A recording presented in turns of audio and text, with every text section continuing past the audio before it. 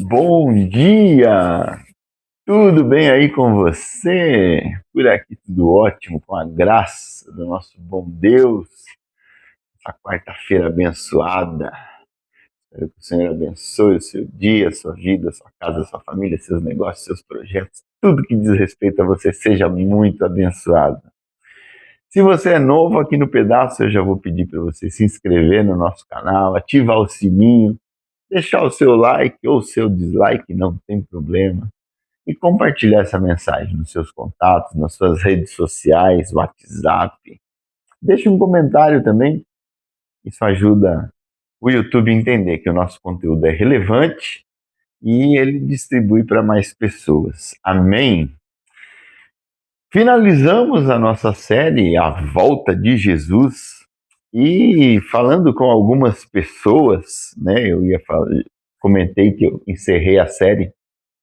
Algumas pessoas sugeriram, faz um resumão para nós, dizendo desde o arrebatamento até o final como que vai ser e apresenta para nós como se fosse um resumão para de repente, se a pessoa quiser compartilhar um único vídeo que compreenda todo esse espaço do que vai acontecer, fica mais simples. E eu falei, boa ideia, eu vou fazer isso então. E resolvi fazer isso apresentando para vocês uma imagem, um gráfico, que eu vou colocar na tela agora para você acompanhar aí. Então a gente tem esse quadro aí que eu fiz e fica mais fácil a visualização. Você pode depois dar um print nele, salvar ele aí para ter algo simples, né? Você está vendo aí que são as 4 etapas principais daquilo que está por vir. E eu fiz esse gráfico aí para facilitar a visualização e a explicação, como um resumo de tudo aquilo que a gente falou nessas 4 últimas edições do Meditar. Eu vou também criar uma playlist com todos esses vídeos, né? E a gente falou sobre arrebatamento, parte 1 e 2. Falamos um pouquinho sobre a tribulação e falamos sobre a volta gloriosa do Senhor. E aí nesse gráfico agora fica mais fácil a visualização. Então a igreja está hoje no tempo da graça, onde a porta da graça, a salvação é acessível a todo mundo pela fé em Cristo Jesus. E hoje vivemos esse tempo que antecede o arrebatamento. O que falta? Quais os sinais que faltam para acontecer o arrebatamento? Nenhum sinal. Nós já estamos na época em que o arrebatamento pode acontecer a qualquer momento.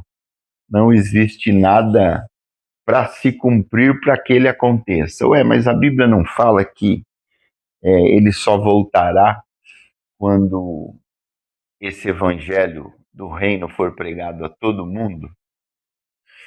Não. Na verdade, esse texto se refere ao final da tribulação, quando sim, o evangelho será pregado a todo mundo, e isso vai acontecer no final da tribulação, quando ele será pregado pelos judeus, os 144 mil selados para serem portadores da mensagem de salvação.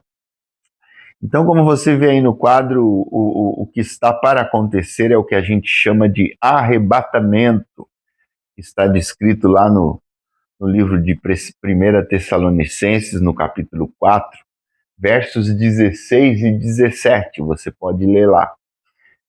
A gente tem a manifestação do anticristo. Quando a igreja é retirada desta terra, o anticristo é manifestado. E aí a gente tem, de imediato, a tribulação na terra por 7 anos. Esse texto da tribulação, ele está descrito lá no livro de Mateus, no capítulo 24, verso 21, quando a Bíblia diz assim: porque neste tempo haverá grande tribulação, como desde o princípio do mundo até agora não tem havido, e nem haverá jamais. Esse é o texto que está descrito no Evangelho de Mateus, onde se cumpre a 70ª semana de Daniel, descrito lá no livro de Daniel, no capítulo 9. É um período que a Terra vai passar por muita tribulação, um período de 7 anos que, na verdade, tem as seguintes características: 3 anos e meio de falsa paz e segurança, como alguém aí corretamente me corrigiu, é um tempo de falsa paz e segurança que o mundo vai desfrutar nos primeiros 3 anos e meio da tribulação, seguido por 3 anos e meio de muita tormenta e perseguição ao povo judeu e cristãos que não se renderam à besta. Esse período dá início quando o anticristo tenta tomar posse do trono de Deus, no santuário, no templo, e aí dá-se início a esse tempo de muita perseguição e violência, um tempo como a Terra nunca viveu antes. A este tempo se segue a segunda volta de Jesus, quando Israel estiver cercada por todos os lados pelo inimigo. Acontece a segunda vinda de Cristo. Ele vem com a sua igreja e livra de forma sobrenatural a Israel. É aqui que acontece a guerra do Armagedon, onde Satanás será preso por 1000 anos. Esse tempo da segunda vinda, ele está descrito lá no livro do Evangelho de Lucas, como a gente leu para vocês, no capítulo 21, a partir do verso 25. Eu vou ler para vocês esse texto a partir do verso 25 até o verso 27.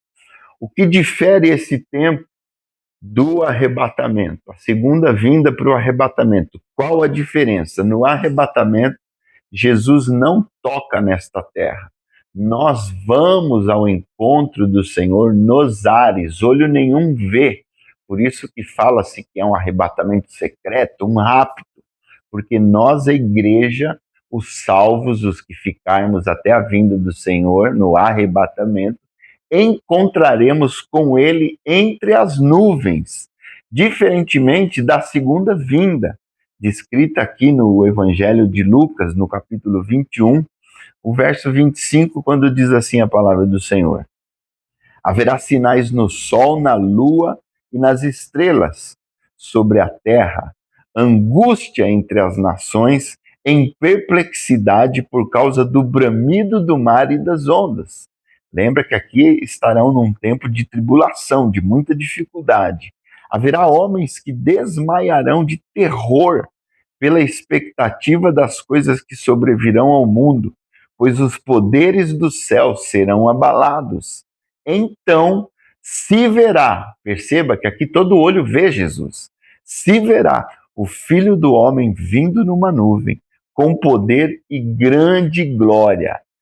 Essa é a característica da segunda vinda, quando todo olho vai ver Jesus vindo no céu, no seu grande cavalo branco, acompanhado da sua igreja, a noiva, que já está com ele, já desfrutou no céu das bodas do Cordeiro, que aconteceram imediatamente após o arrebatamento, no tempo de 7 anos em que a terra viveu a tribulação, a igreja vive as bodas do Cordeiro.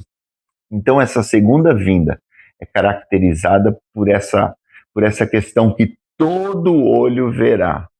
Jesus vindo nas nuvens com seu cavalo branco, e é aqui nesse momento que ele livra Israel dos seus inimigos, que estarão cercando Israel por todos os lados. Aqui acontece a guerra do Armagedon, onde Satanás é preso por 1000 anos e dá-se início ao quarto desenho aí que você está vendo aí, ao reino milenar de Cristo na terra, descrito lá em Zacarias 8:3. Vamos ler esse texto também, Zacarias 8:3, quando a palavra do Senhor diz assim para nós, Zacarias 8:3. Olha que texto maravilhoso, descrevendo esse tempo milenar.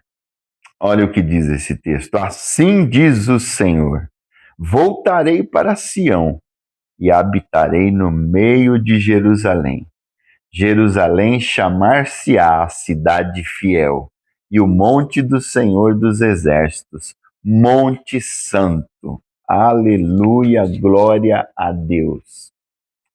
Então é isso que eu creio que vai acontecer, é isso que eu encontro muito respaldo bíblico para as coisas acontecerem exatamente dessa forma. E aguardamos esse grande dia em que o Senhor vem buscar a sua igreja através do arrebatamento. Pode acontecer a qualquer momento, não existe mais nada na Bíblia para se cumprir para esse primeiro momento. Então eu espero que você esteja preparado. Como alguém perguntou para mim, tá bom, isso é o que você crê. E realmente é o que eu creio com base naquilo que eu vejo na Bíblia. Mas e se não for assim? Vamos considerar, tá? É só uma consideração. E se a igreja tiver que passar a tribulação?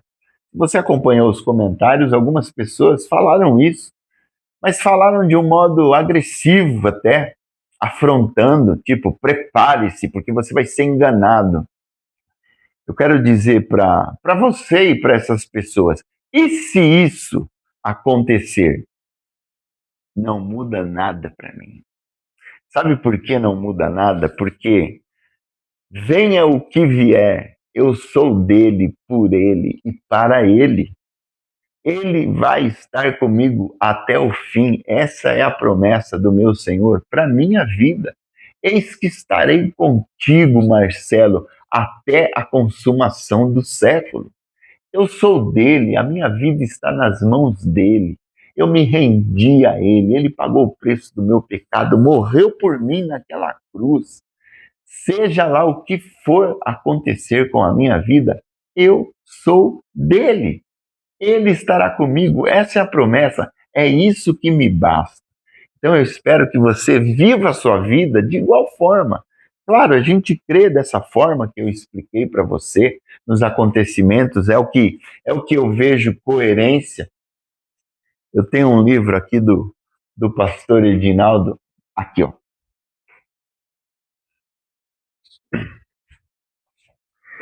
Eu tenho um livro aqui do pastor Edinaldo que explica todas essas coisas de forma muito contundente, para não ficar dúvida, e é a forma como eu creio. Você viu aqui no nosso espaço que crer de outra forma é respeitoso, você tem o direito, você pode crer. Mas eu creio dessa forma e aguardo dessa forma. Ah, e se eu não estiver 100% correto? Não muda nada, porque a promessa daquele que é fiel é que ele estará comigo até o fim. E isso me basta. Eu espero que seja assim, de igual forma, na sua vida. Espero ter abençoado a sua vida com esse estudo simples, superficial, mas que manifesta aquilo que nós cremos e aguardamos. E nós dizemos: Maranata, ora vem, Senhor Jesus, que Ele te abençoe.